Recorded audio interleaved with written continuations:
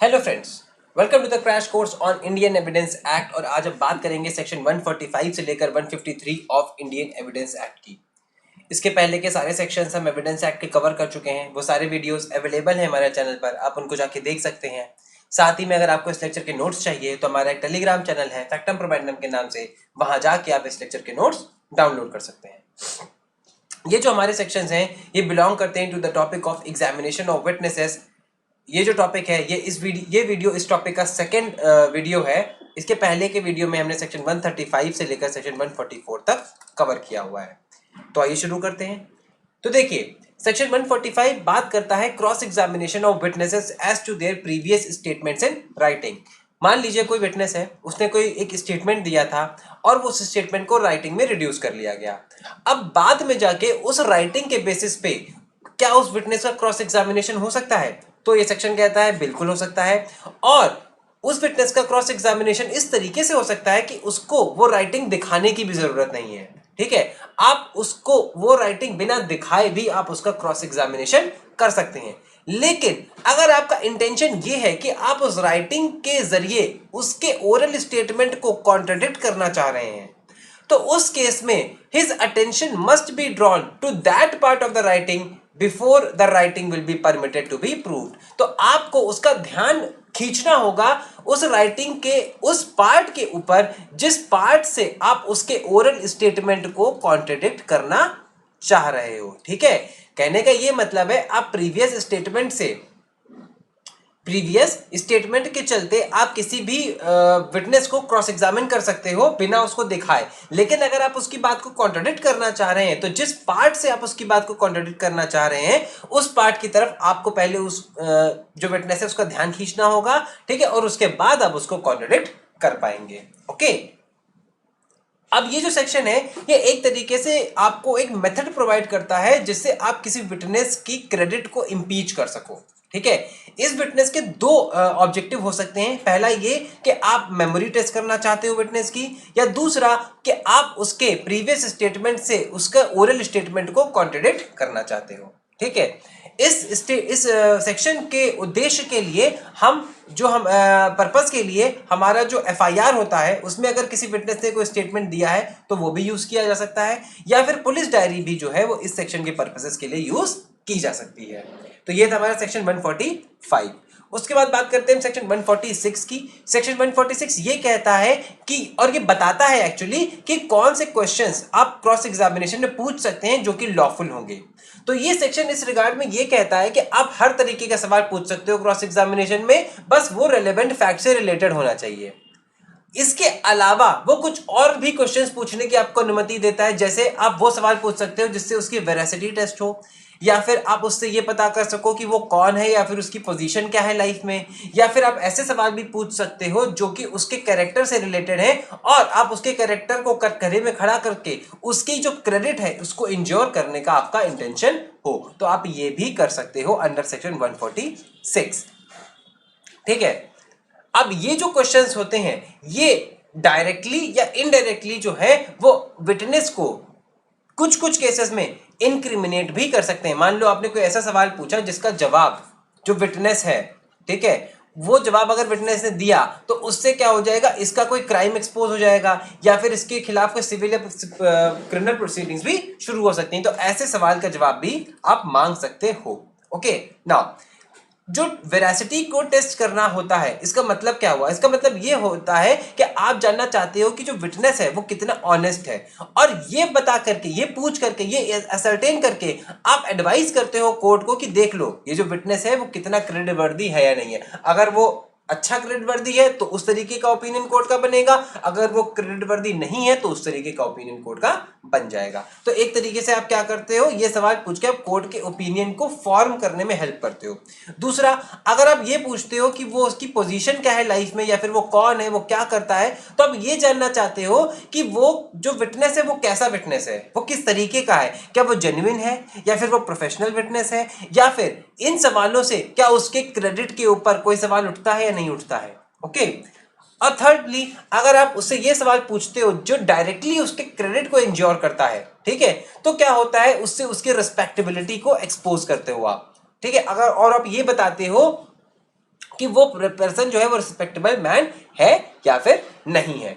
अब ऐसे जो सवाल होते हैं जो क्रेडिट को अफेक्ट करते हैं किसी भी पर्सन के, तो वो सवाल पूछे जाने चाहिए या नहीं पूछे जाने चाहिए, या इसका जवाब विटनेस को देने के लिए आप कंपेल कर सकते हो या नहीं कंपेल कर सकते हो, ये बातें दी हुई है सेक्शन 148 में। अभी हम पढ़ेंगे सेक्शन 148 डिटेल में, तो उसमें ये सारी बातें हम जानेंगे। ओके, अब हम बात करते हैं सेक्शन 147 की। सेक्शन 147 जो है वो एक तरीके से सेक्शन 146 को सप्लीमेंट करता है और ये कहता है कि अगर आप कोई सवाल पूछते हो विटनेस से जो कि रिलेट करता है टू द रेलेवेंट फैक्ट, तो उस केस में क्या होता है, सेक्शन 132 अप्लाई होता है। सेक्शन 132 क्या कहता है? सेक्शन 132 ये कहता है कि मान लो आपने कोई सवाल विटनेस से पूछा, ठीक है, और वो सवाल ऐसा है कि अगर उसका जवाब विटनेस ने दिया तो या तो इसका कोई किया हुआ क्राइम एक्सपोज हो जाएगा या फिर इसके खिलाफ आप कोई सिविल या क्रिमिनल प्रोसीडिंग शुरू कर पाओगे। तो केवल इस बेसिस पे, केवल इस रीजन की वजह से विटनेस को आप मना नहीं कर सकते, विटनेस जो है वो रिफ्यूज नहीं कर सकता कि मैं जवाब नहीं दूंगा। ओके, लेकिन यहां पे एक तरीके से प्रोटेक्शन भी दिया हुआ है विटनेस को कि ये जो जवाब विटनेस देगा, ये जवाब जो है एज एन एविडेंस नहीं यूज किया जाएगा अगेंस्ट विटनेस, विटनेस के खिलाफ जो है वो एज एन एविडेंस नहीं यूज किया जाएगा और इसके बिना पर उसके खिलाफ कोई क्रिमिनल या सिविल प्रोसीडिंग नहीं चलाई जाएगी। लेकिन अगर विटनेस ने कोई गलत जवाब दिया है तो उसके खिलाफ फॉल्स एविडेंस का केस जरूर चलाया जा सकता है। ओके, तो अगर कोई सवाल पूछा गया है विटनेस से, ठीक है, जो कि रेलेवेंट फैक्ट से रिलेट करता है, तो उसका जवाब देना विटनेस को जरूरी होगा बिकॉज ऑफ सेक्शन 132। ओके, अब हम बात करते हैं सेक्शन 148 की। अब देखिए, चूंकि क्रॉस एग्जामिनेशन जो है कई बार बहुत ज्यादा एग्रेसिव हो जाता है और क्रॉस एग्जामिनेशन में अलाउ कर रखा है कि आप किसी विटनेस के कैरेक्टर को भी क्वेश्चन में ला सकते हो, तो चूंकि वो इतना ज्यादा एग्रेसिव हो जाता है प्लस वहां पे आपके खिलाफ, आपके कैरेक्टर के खिलाफ सवाल उठ सकते हैं, तो ये लाजमी है कि जो विटनेस है वो मना कर दे कि हाँ हम क्रॉस एग्जामिनेशन नहीं कराएंगे अपना, या फिर वो एविडेंस देने से ही मना कर दे। तो क्या किया गया है, तो जो हमारा ड्राफ्ट जिन्होंने किया हमारे जो एविडेंस एक्ट को, उन्होंने कुछ क्या कर दिए, सेफगार्ड दे दिए हैं। ओके, कुछ प्रोटेक्शन दे दिया गया है विटनेसेस को। वो जो प्रोटेक्शन है वो दिए हुए हैं सेक्शन 148 में, 149 में, 150, 151 एंड 152 में। इनको हम एक एक करके भी देखते हैं। पहले हम बात करेंगे सेक्शन 148। तो सेक्शन 148 में ये कोर्ट को डिस्क्रिशन मिला हुआ है कि अगर मान लो आपने कोई सवाल पूछा है किसी विटनेस से, तो कोर्ट के पास ये डिस्क्रिशन है कि ये जो सवाल है ये पूछा जाएगा या नहीं जाएगा। दूसरा, कि जो विटनेस जिसे पूछा गया है ये सवाल, क्या इसको कंपेल किया जाएगा या कंपेल नहीं किया जाएगा। ये जो आखिरी इसका जो डिसीजन है वो कौन लेता है, वो कोर्ट लेता है। अब ये जो डिस्क्रिशन है इसको एक्सरसाइज करते समय कोर्ट को कुछ जो है कंसिडरेशंस को फॉलो करना होता है। वो कौन से कंसिडरेशंस होते हैं? सबसे पहला, अगर मान लो कोई ऐसा सवाल पूछा गया है जिसका जवाब मिलने से कोर्ट का जो ओपिनियन है वो बदल सकता है, सीरियसली बदल सकता है विटनेस को लेके, तो ऐसा जो सवाल है वो पूछना प्रॉपर होगा। Okay, if the truth of the imputation would seriously affect the opinion of the court as to the credibility of the witness on the matter in which he gives evidence, then in that case such questions would be proper. अब एक case था, एक case में मान लो ए है, ए को बुलाया गया है as an eye witness for a murder, ठीक है, लेकिन अब इससे ये सवाल पूछा जा रहा है कि ये पहले बताओ कि तुम्हारी शादी जो बी से हुई है, क्या तुम बी के ऊपर प्रताड़ना तो नहीं करते हो, क्या आप क्रुएलिटी तो प्रैक्टिस नहीं करते हो। अब ये जो क्वेश्चन है, ये क्वेश्चन किसी भी तरीके से इस बात से रिलेट नहीं कर रहा है, इस जो मेन हमारा जो केस है इससे रिलेट नहीं कर रहा है। और अगर ये मान लो प्रूव हो भी जाता है, अगर मान लो ये प्रूव हो भी जाती है बात कि हाँ ए जो है वो बी को क्रुएलिटी से सब्जेक्ट करता है, तो भी जो ए का एविडेंस है एज एन आई विटनेस वो किसी तरीके से कम नहीं हो जाता है, उसकी क्रेडिबिलिटी किसी तरीके से कम नहीं हो जाती है। तो इस केस में क्या होगा, ये जो सवाल पूछा जा रहा है ये सवाल क्या होगा, ये सवाल होगा इम्प्रॉपर। ओके, बिकॉज ये सवाल से किसी भी तरीके से कोर्ट का ओपिनियन इफेक्ट नहीं हो रहा है on the credibility of the witness. ठीक, दूसरा जो बात जो कोर्ट को ध्यान में रखने वाली है वो ये है कि अगर कोई ऐसा सवाल पूछा जा रहा है जिसका इम्प्यूटेशन बहुत ही ज्यादा रिमोट इन टाइम है, या फिर वो ऐसा है कि जिससे कोर्ट का जो ओपिनियन है वो बहुत ही हल्का इफेक्ट होगा या फिर इफेक्ट ही नहीं होगा, तो ऐसे जो क्वेश्चंस होंगे उनको बोला गया है इम्प्रॉपर। मान लो ए है, ए के खिलाफ ऐसा सवाल पूछा जा रहा है कि बताओ तुमने क्या 30 साल पहले इस केस में फलाने फलाने केस में तुमको 2 साल की सजा हुई थी या 1 साल की सजा हुई थी। अब ये जो सवाल है, ये सवाल और इसका इम्प्यूटेशन इतना ज्यादा पुराना है, इतना ज्यादा रिमोट इन टाइम है कि वो जिस केस में एविडेंस देने आया है इससे रिलेशन में इसके जो एविडेंस है इसके ऊपर कोई फर्क नहीं पड़ रहा है, मतलब कोर्ट का ओपिनियन चेंज नहीं हो रहा है यहाँ पे। तो क्या होगा, ऐसे क्वेश्चन को क्या बोला जाएगा, इम्प्रॉपर बोला जाएगा। अब तीसरा क्या है कि अगर जो इंपॉर्टेंस ऑफ इम्प्यूटेशन है और जो इंपॉर्टेंस ऑफ एविडेंस है उसके बीच में बहुत ज्यादा डिस्प्रपोर्शन है तो ऐसे क्वेश्चंस को भी इम्प्रॉपर बोला जाएगा। मान लो एक केस था जहां पे एक विटनेस आया जिसको एविडेंस देना था on date of birth, DOB पे एविडेंस देना था। अब उससे ये पूछा जा रहा है कि क्या तुम डकैती के गैंग से तो रिलेटेड नहीं हो।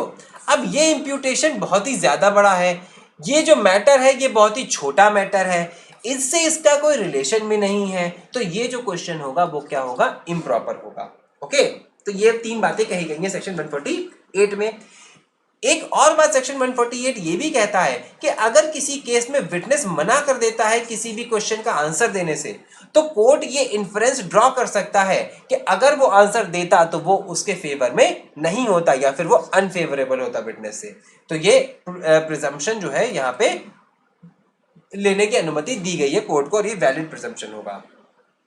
नाउ अगला है सेक्शन 149। सेक्शन 149 ये कहता है कि जो भी आप सवाल पूछो, आप जो है ऐसा नहीं है कि आउट ऑफ थिन एयर कोई भी सवाल बना के कोई भी सवाल पूछ सकते हो। आप जो भी सवाल पूछ रहे हो उसके लिए आपके पास रीजनेबल ग्राउंड होना चाहिए कि हाँ आप मानते हो कि हाँ ये सच हो सकता है। फॉर एग्जाम्पल आप एब्रप्ट, जैसे मान लो ए है, ए विटनेस बन के आया है कोर्ट में, आप एब्रप्टली इससे ये पूछ लेते हो कि क्या भैया तुम कोई डकैत तो नहीं हो, तो अब इसका कोई बेस तो है नहीं जिसपे आपने जिसके आपने बेस करके कोई सवाल आपने ये पूछा कि तुम डकैत तो नहीं हो, आपने आउट ऑफ थिन एयर ये सवाल पूछा, तो यहाँ पे ये सवाल क्या हुआ, इम्प्रॉपर होगा, रीजनेबल ग्राउंड नहीं है आपके पास। लेकिन अगर आपने इससे ये क्वेश्चन पूछा है कि ये बताओ कि तुम अपना रोजी रोटी कैसे चलाते हो और ये इसका कोई सेटिस्फैक्टरी आंसर नहीं दे पाता है, उसके बाद आप इससे ये सवाल पूछते हो कि कहीं भैया तुम डकैती तो नहीं करते हो। अब यहाँ पे ये जो आपने सवाल पूछा है इसको पूछने के लिए आपके पास एक रीजनेबल ग्राउंड है, ये सवाल जो है वो इम्प्यूटेशन जो है वो वेल फाउंडेड है, तो आप ऐसा सवाल पूछ सकते हो। लेकिन अगर आपके पास रीजनेबल ग्राउंड नहीं है सवाल पूछने का तो आप वो सवाल नहीं पूछ सकते हो। और अगर आपने ऐसा कोई सवाल पूछा तो सेक्शन 150 ये कहता है कि जो कोर्ट है उसके पास पावर है कि वो ऐसे बैरिस्टर, ऐसे लॉयर, ऐसे प्लीडर को हाई कोर्ट में रिपोर्ट कर दे और उसके खिलाफ हाई कोर्ट जो है वो नेसेसरी एक्शन ले सकती है। ओके, इसके बाद आता है सेक्शन 151। सेक्शन 151 ये कहता है कि आप किसी भी विटनेस से किसी भी तरीके का इनडिसेंट या स्कैंडलस क्वेश्चन नहीं पूछ सकते, आप जो है विटनेस से अभद्र सवाल नहीं कर सकते हैं, भले चाहे वो जो क्वेश्चन हो उसका कोई महत्व ही क्यों ना हो, मैटर इन हैंड से रिलेटेड, जो मैटर हैंड में है, जो रेलेवेंट इशू है उससे रिलेटेड कुछ अगर कोई थोड़ा बहुत महत्व भी है तब भी वो अलाउ नहीं किया जाएगा। वो तभी अलाउ किए जाएंगे जब वो बहुत जरूरी होंगे फैक्ट इन इशू को एस्टैब्लिश करने के लिए। ओके, अब एक केस था स्टेट ऑफ यूपी वर्सेस रघुवीर सिंह। इस केस में क्या हुआ था कि एक औरत का बच्चा था, उसको किडनैप कर लिया गया था और उसको मार दिया गया था। अब उस औरत का क्रॉस एग्जामिनेशन जब चल रहा था तो उससे ये पूछा गया कि पहले ये बताओ कि वो जो बच्चा था वो उसकी पेटर्निटी क्या थी, वो क्या अपने जो पिता है उसी का बेटा था, किसी और का तो नहीं था। अब ये जो सवाल है उसका कोई लेन देन है ही नहीं उसके उस बच्चे के किडनैप या मारे जाने से, ये केवल और केवल उसकी इनडिसेंसी को शो करता है। ये एक तरीके का क्या होगा, इनडिसेंट और स्कैंडलस क्वेश्चन हो जाएगा। ओके, इसके बाद आती है सेक्शन 152 की। सेक्शन 152 ये कहता है कि आप ऐसा सवाल नहीं पूछ सकते विटनेस से जो कि उसको इंसल्ट करता हो या फिर अनॉय करता हो, चाहे वो क्वेश्चन प्रॉपर ही क्यों ना हो, वो किसी पॉइंट पे प्रॉपर ही क्यों ना हो, लेकिन अगर वो अननेसेसरली ऑफेंसिव है तो आप वो सवाल नहीं पूछ सकते हो। ओके, ये सेक्शन 152 कहता है। अब इसके बाद हमारा आज का आखिरी सेक्शन है सेक्शन 153। ये एक बहुत ही इंपॉर्टेंट प्रोटेक्शन देता है against the character assassination of witness. ये सेक्शन ये कहता है कि मान लो आपने कोई सवाल पूछा विटनेस से जो कि आप इंटेंड कर रहे हो जिस सवाल से कि उसका क्रेडिट शेक हो सके, और उस विटनेस ने उस क्वेश्चन का आंसर दे दिया। अब वो आंसर को कॉन्ट्रडिक्ट करने के लिए आप कोई अदर एविडेंस नहीं लेके आओगे, ठीक है। मान लो आपने कोई क्वेश्चन पूछा जिस क्वेश्चन से आप चाह रहे थे कि उस विटनेस की क्रेडिट जो है वो इंश्योर हो जाए, और उस विटनेस ने उसका एक आंसर दे भी दिया। अब आप इस आंसर को कॉन्ट्रडिक्ट करने के लिए कोई नया एविडेंस कोर्ट में नहीं ला सकते। क्यों नहीं ला सकते? इसलिए नहीं ला सकते क्योंकि कोर्ट का काम ये जानना नहीं है कि ये क्रेडिट वर्दी है या नहीं है, या ये जानना इस कोर्ट का काम नहीं है कि कितना ट्रस्ट वर्दी है। कोर्ट का काम ये है कि वो फैक्ट्स को इंश्योर करे कि फैक्ट्स रियल में क्या थे और एविडेंस रियल में क्या है। ओके, ये इंश्योर करना कोर्ट का काम नहीं है। लेकिन अब इस बात का ये विटनेस अननेसेसरी फायदा ना उठा ले, मिसयूज ना करे, तो कुछ प्रोटेक्शन दिया हुआ है। क्या प्रोटेक्शन दिया हुआ है कि मान लो अगर विटनेस ने गलत जवाब दिया, आपने कोई सवाल पूछा, विटनेस ने आंसर दिया, अब आप उस आंसर के खिलाफ एविडेंस तो दे नहीं सकते, लेकिन अगर ये आंसर मान लो गलत है तो एक अलग से विटनेस को प्रोसिक्यूट किया जा सकता है for giving false evidence under section 193 of IPC. दूसरा, अगर आपने विटनेस से ये पूछा कि ये बताओ क्या तुमको किसी क्राइम्स के लिए प्रीवियसली कन्विक्ट किया गया था, और विटनेस ने ये बोला कि नहीं हमको कन्विक्ट नहीं किया गया था, तो इसके रिगार्डिंग आप उसका जो है एविडेंस दे सकते हो कि उसका प्रीवियस कन्विक्शन हुआ है। ओके। और तीसरा, अगर आप उस क्वेश्चन से उसकी इम्पार्शियलिटी को इम्पीच करने की कोशिश कर रहे थे, ओके, और वो उस सजेशन को डिनाई कर देता है, तो उसका आंसर जो है कॉन्ट्रडिक्ट किया जा सकता है। फॉर एग्जाम्पल, एक केस में ए से ये पूछा गया कि बात बताओ क्या तुम्हारी बी से कोई लड़ाई हुई थी, और ए ने बोल दिया कि उसकी लड़ाई नहीं हुई थी। अब यहाँ पे जो लॉयर है, जो दूसरी पार्टी है, वो ये एविडेंस दे सकती है कि इसका जो है बी से एक पुराना दुश्मनी थी, बी से लड़ाई हुई थी, और चूंकि उसकी लड़ाई हुई थी इसीलिए अब ये जो ए है ये बी के खिलाफ एविडेंस देने आ रहा है, और ए जो है वो इम्पार्शियल नहीं है, इसका कोई एक वेंडेटा है against B. Okay, a witness is asked whether he had a quarrel with the family of the accused and he denies it. Evidence can be given of the fact of the quarrel, for that will show that the witness has a reason to give evidence against the accused. तो इस तरीके का आप contradict कर सकते हो। Okay, तो इसी के साथ हमारा आज का टॉपिक खत्म होता है। टॉपिक तो नहीं खत्म होता है, आज के हमारे जो सेक्शन है, सेक्शन 145 से लेकर 153 ये कवर हो जाते हैं। इस टॉपिक के आगे के सेक्शंस हम अगले वीडियो में कवर करेंगे। लॉ फील्ड से रिलेटेड अगर आपको कोई और इन्फॉर्मेशन चाहिए तो आप इस ऐप को डाउनलोड कर सकते हैं, लॉ समझो मेकिंग लॉ इजी। इस ऐप पे आपको बहुत सारे आर्टिकल्स मिलेंगे और जो रीसेंट केसेस होता है उनका क्रिटिकल एनालिसिस भी मिलेगा। अगली बार हम आपसे मिलेंगे, तब तक के लिए thank you and happy learning.